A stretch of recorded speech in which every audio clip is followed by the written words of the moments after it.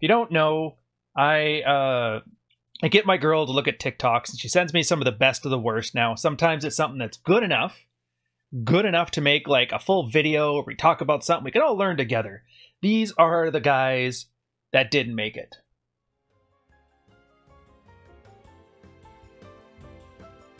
You like the pick-me girl stuff? Let's do a pick-me girl one. Here. Let's see how girls can offer these dating apps. Let's see if they offer things that are half as golden as the crap I'm offering you here. I bet you not, but let's find out. You really want to know when you lost him? When you failed to realize that all he needed was appreciation instead of another long list of requests. And when you failed to realize that all he needed was one compliment back for the endless ones that he gave to you. That is when you lost a good man. Okay, couple things. Great energy. Love the energy, the sliding into shot, very risky business, got the Tom Cruise vibes, love it. Long blonde hair, you're dressed seductively, but also like, you know, not too hardcore. It's great, we're good for the demographic, and the men's rights guys love to hear this stuff. It's great. I have seen many guys, parents, friends, family, separated, divorced, lost their kids, lost their house, lost their lives, all kinds of craziness. Not once has there been a guy who said, "What happened?" She never said that my shirt looked nice. She never said how glowing my skin was this morning. Compliments were never the reason. And it is funny because this is why you cannot take dating advice from women. Because women have no idea what a man is. Like, they can see one, they can date one, they can talk about one, and they can bitch about... Oh, they will bitch about one. They will bitch about him all the time. There's an entire industry built around bitching at some dude. One thing they cannot do is put themselves into the shoes of one.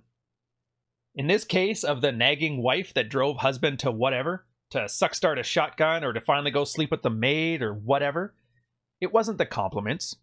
The constant nagging is just a sign of her sexual frustration. I don't know what the deal is there, but I'll tell you right now, the one thing it's not is compliments.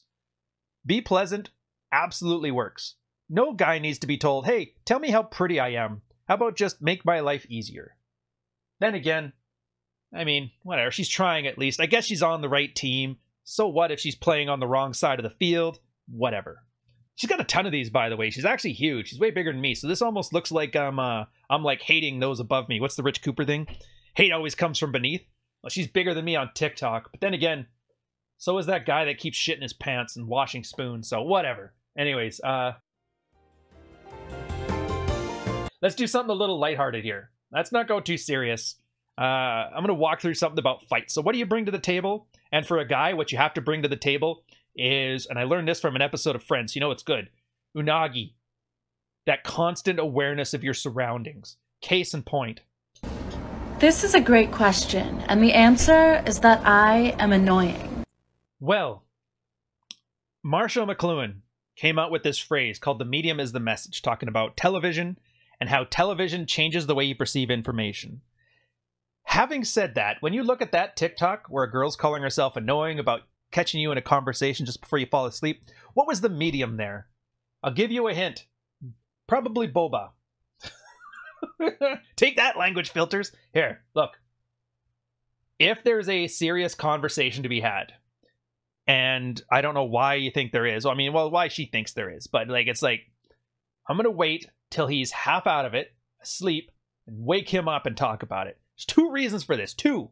What do you bring to the table? Situational awareness. Because one, when he's at his most tired, he will say and do anything to go back to sleep. You probably will, because I know I would do that, and everybody loves sleep. And if that's the time to have these serious conversations, just realize, like, she did that on purpose. In the same way that, like, remember the movie Gladiator, where at the end, the Emperor was going to fight Buddy, and so he stabbed him a bit first. He's like, there, so now it's an easier fight. This is essentially that. She's stabbing Maximilian, or Maximus? Maximus. Stabbing Maximus a bit before they have their fight in the gladiator pit. In your case, yeah. She's annoying. Shut that shit down. Go back to sleep. Having said that, sometimes it's because she's been stressing out over something and completely neurotic for like the last, hour and couldn't sleep. So she's like, well, I can't sleep. He needs to fix this. And what that is a discounted one-way ticket to Pound Town. The endorphin rush you get post-sex is one of the best ways to put a woman to sleep. Think it through. Or not. It's your fight. But then again, maybe just tell her, hey, could you just give me a compliment and then maybe this relationship would be better? Like, that would be just fucking wicked, don't you think? Dude. Whatever. Look, I love girls. Like, they're great. They smell nice. They tell good jokes. Better fashion sense than most guys. And for the most part, until they get the crazy eyes, wonderful people. You know, so assholes aside. But, like, you gotta stop telling men about dating, because, Jesus. This guy's gonna listen to this stuff, and his life's over. He's gonna come in there, he's like, I followed like 15 TikTok accounts. Why am I no good with women? And I'll be like, you might as well just follow alpha males on Twitter. You'll have a slightly better success rate because at least they'll tell you how to get prostitutes.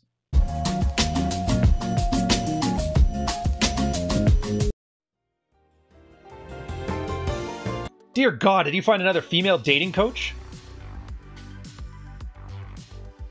Yeah, with copyright.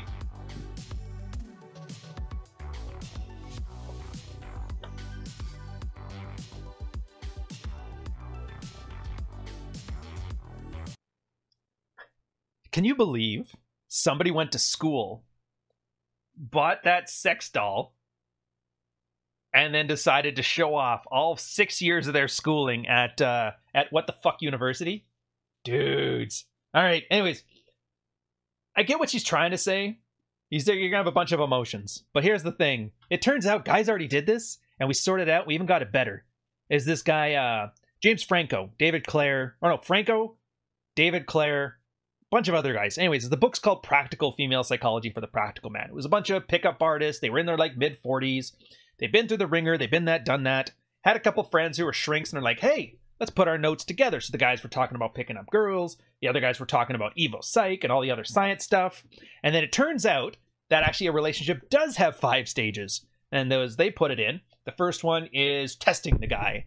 And that's the one where like you're angry, you're insecure, sex is great, they're fighting for you, all that genuine desire stuff that guys are all about. And if you're like crazy, like borderline and stuff, then they kind of take that one and dial it up to 12. So after that phase is the get them to open up phase. The idea is you got them attracted to you, now you want them to keep you. And that's where the whole where is this going, talk about your feelings, I need a man to be vulnerable in front of me. I'm sure you've heard that before, where this whole why aren't men more vulnerable? And everybody's like, why? Because you'll just leave me. And it turns out it's not that they're wrong, it's that you guys are getting the timing wrong. It's, yeah, once they want to get all the crazy Chad stuff out of the way. Then once they got Chad, they use the validation stuff to lock him down. Because they know, once I get a guy to cry in my lap, and I can comb his hair with my fingers and tell him everything's going to be all right, like his own personal ASMR, and I got that motherfucker now. Hooked him into that relationship. And then it's the next step, putting him to work.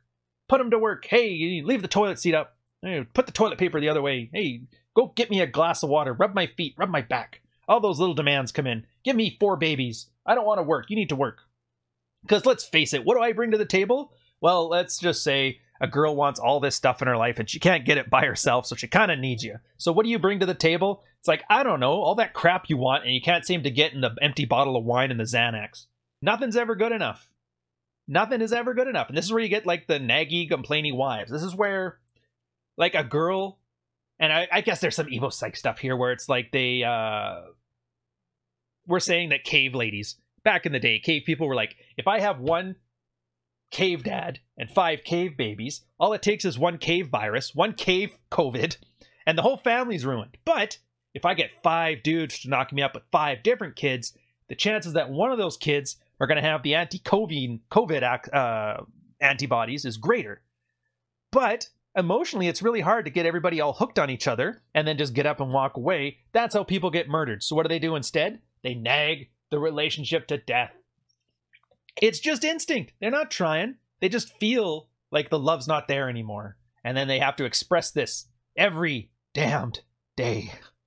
And then the last phase is like, well, he was abusive. He wasn't 6 feet tall. We gotta go. So whatever. But knowing this, you can actually get through those. Realize what's going on in the relationship. Because if you start getting that whole end stage there, then you're like, yeah, it's time to cut now before she ends up making me hate my life and suck start a shotgun.